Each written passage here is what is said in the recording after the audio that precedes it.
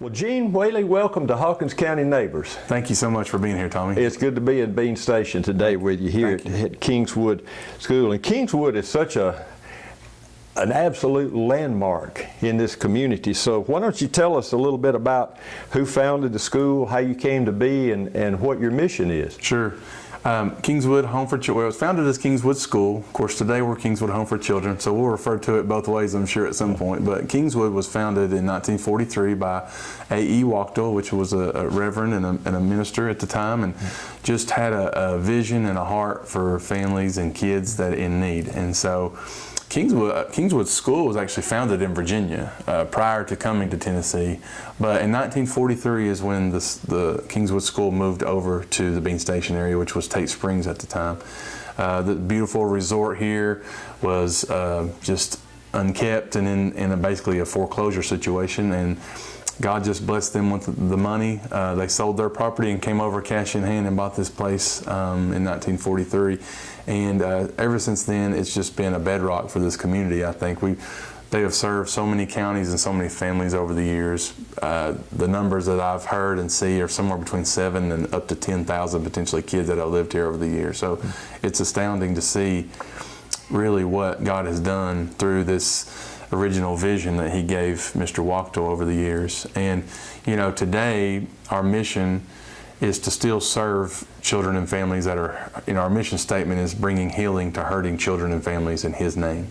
And so we're still trying to do that today, which is based on that original mission that Mr. Wachtel had. And his original, I guess, mission was raising children. Well, I might have to say that differently. What does he say?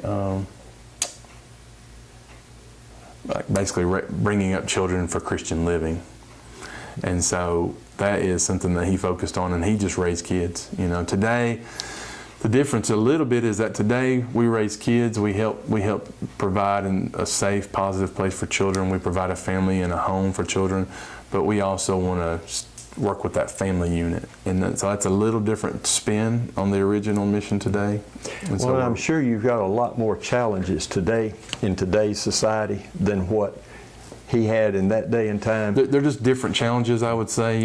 At that time, you're talking about coming out of a depression, being in the middle of a world war. So it's the challenges were different and great then too. A lot of people, you could die from diseases today or common colds and things that we count as just frivolous, but a lot of sickness and health and different things. Today we're talking about societal changes. Today we're talking about drug-related issues. We're talking about parents that don't see the need to parent. And it's you can become a parent, but you don't take the time to parent.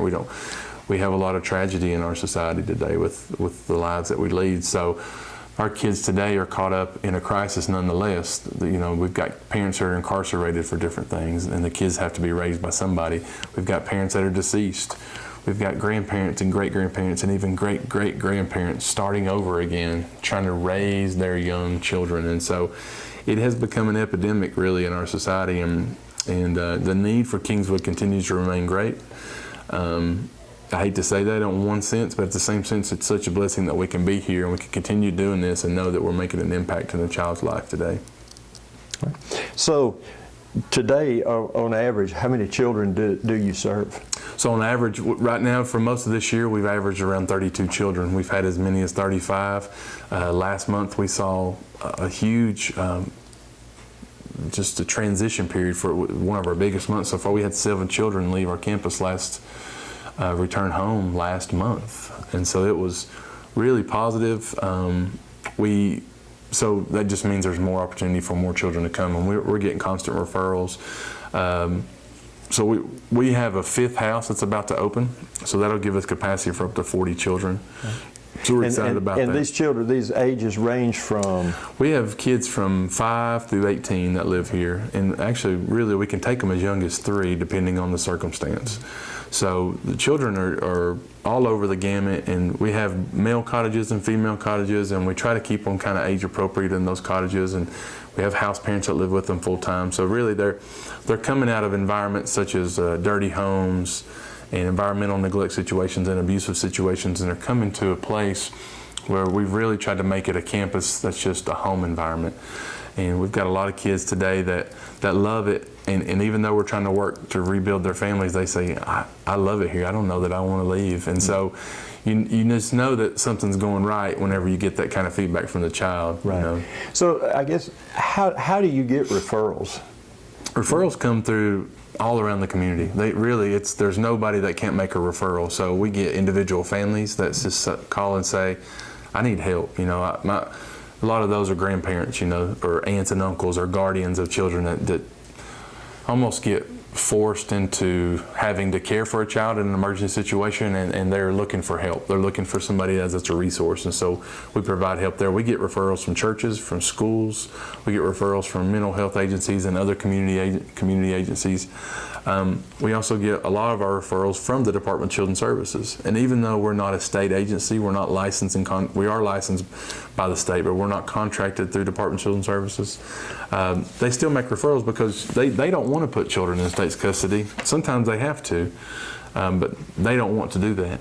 And so they're also looking for resources for these families, that if we can help a family before they go into state's custody, then that's good gold stuff. right there. That's what we want to be doing. That's good Absolutely. stuff. So you brought up, you do get referrals from state agencies, but Yes. I think what people who are watching our program and who have read our stories that we've done about Kingswood in our Discover magazines should know is that you don't get a penny of state or federal funding. Right, we don't, and we're actually proud about that.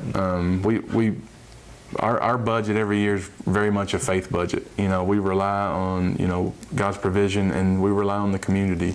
So we're individually supported. We're privately supported by just families, businesses, but we just decided that, you know, we like to work under these terms. We don't take state dollars. We don't take federal dollars. We don't take tax dollars. We don't even bill the insurances. We truly just become a ministry for these families. So there's no gain for us. We could have 5 children here, or we could have 45 children here. There's no gain to us other than that we're here to serve families and make a difference. So we are community supported. We do. I mean, still today, the majority of our income comes from individual families and individuals that just say, hey, I think I would like to support what you're doing. I can do $10 a month. I can do $50 a month. Some can do more, you know. If you could do more, great. But those individual people that just give those regular checks, those regular supportive checks, that really makes up the difference. And no amount's too small, because it all goes to a good cause. And I feel like we do do as much as we do with the children. We stretch those dollars as far as we can stretch them. I mean, I feel like we're good stewards. We're trying to be transparent. We always try to be transparent with what we're doing, and that way people can trust us, and that they can know that my money is going to something that I believe in and I trust. So that's important. So tell us walk us through a typical day in the life of a child at Kingswood. What happens? Yeah, what happens in their life? Well, I just say the word normal. That's what I say. they're normal kids. And that's what they need. And that's what they need. They just normal. need some place to be safe and stable, and surrounded by loving people, and just stable, disciplined, structured environment. And it's just a normal kid day. So none of our kids go to school on campus. We don't have school, which is why we really pushed to change the name about 3 years ago. Because that changed. It did change. At one point, they did go to school here. They did. It was Kingswood School for most of the entities' time, for most of the corporation's time, or let me rephrase it. It was Kingswood School for most of the organizational's history. But in the last 3 years, we've changed the name to Kingswood Home for Children. And that's more accurately reflects what we're doing today. So the kids go to school out in the community. These kids are not here, like I said, for anything they've done. They're just kids that have been through crisis. So we want to provide a normal atmosphere for them. So they go to Granger County schools, or they get to go to a school in Hamlin County, private schools there, depending on their situation. But we work with a variety of schools, but they go to school off campus. And then they all get back to campus and get home about 3:30, and they've got homework, and they've got chores, and they've got to get their tutoring done, and we eat dinner together, or they eat dinner down in their individual houses. And a lot of them have football practice and soccer practice, and we've got several that work off campus. We've got several that take private instrument lessons and go to gymnastics classes and go play softball. And I mean, our house parents run the roads, so it's no different than, I personally have 5 children. You know, it's no different than me and my wife in the evenings trying to figure out how to get our kids from A to B to C and then back home at some point to sleep. So they live a very full life. Their weekends, they really do try to rest, but we're so supported by the community in different ways. Their weekends are usually filled up too with activities, and I'm sure we have a lot of people that come over and do things with them and want to do things for them, and church groups that come over and want to be supportive in different ways. So, and give them opportunities and chances to do things that they've never got to do before. So those moments are impactful in their lives. So they're tired most of the time. They live a pretty full day and pretty full life, and they're busy just like they're normal kids. You know, normalcy is something we preach a lot on campus. So. Well, I know you, Gene, I know you have staff members here. Yes. But as I understand that, you also have a lot of people who come and volunteer from the community. Yeah, we can't do it without the volunteers. There's no way we could ever do it. We have 22 staff, and majority of those are house parents and part-time house parents. So really the people that operate what I would call the day-to-day, we kind of run a skeleton crew. So we rely on our volunteers to help cook and to help serve food and to help come and clean and organize. We've got a lady that spends 20 plus hours a week just helping organize and keep up with that clothing closet I mentioned before, which is in our old office area, for the kids, just to have a place where they can go in and get clothes when they need them, and just when people give donations to work through those. So we need a lot of hands. We've got people that help come mow the grass. We've got people here today that are helping fix bathrooms, helping fix a sewage issue, helping fix a roof. We've had people here painting for weeks now. I mean, it takes a lot of hands to really make this, because we don't have just an unlimited budget just to say, let's fix this and do this and buy this and do this. We really rely on the community and rely on those volunteers. And that means a lot, I'm sure, to the volunteers, because I feel certain they feel like they have an active part in keeping your ministry here, your mission going. That's right, and I think that's true. I think that's how they feel.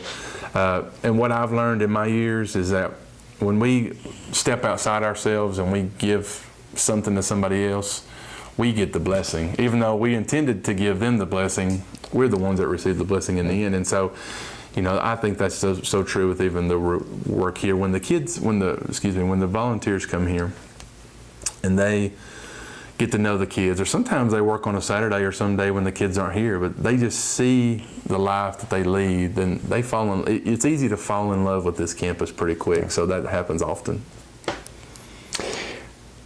Well, I know you have a big anniversary coming up. So Yes. tell us about that. Oh, it's 75 years, Tommy. It's a long time. It's 1943. Like in October of 1943 is when the Wachtells rode into town. In the middle of World War II.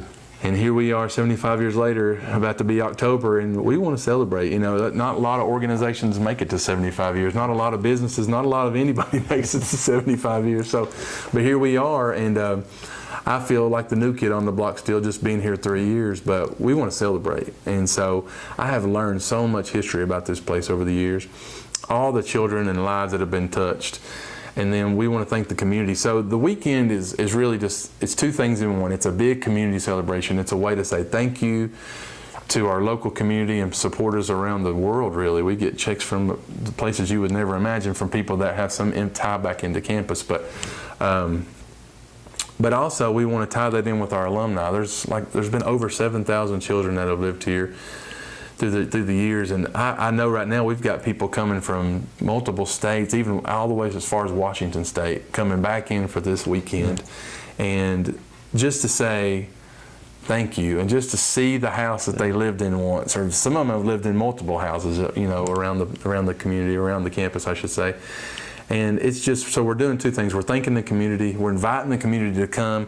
If they've not been dialed into Kingswood in a few years, come and see the changes to this place. Come and see. You have made changes. I mean, just in the short time that I've been in the area, I've seen a lot of good, positive changes. I feel like the changes are significant, and some people are going to come back and not recognize this place in a good way. And so, but the weekend is just trying to tie all that together. So I feel like we might have bit off more than we can chew, but it's worth it. It's worth the try. And so 75 years, and I can give you the details. Yeah, give us a little rundown on date, time, and some of the events. So you it's got the coming first up. weekend in October, and so that's going to be October 5th and 6th and 7th. So that Friday night is really geared toward the alumni. It's not so much the community that night. That first night's geared toward the alumni. We're just going to have an ice cream and dessert social here, just to get people on campus. For the ones that get here early, even the locals that still live around can come over and just have family games, kickball, dodgeball, just welcome. It's just kick off the weekend. And so, but that Saturday is the big day. That Saturday, that's the community day. So from 10 o'clock till 5 o'clock on Saturday, the campus is going to be open.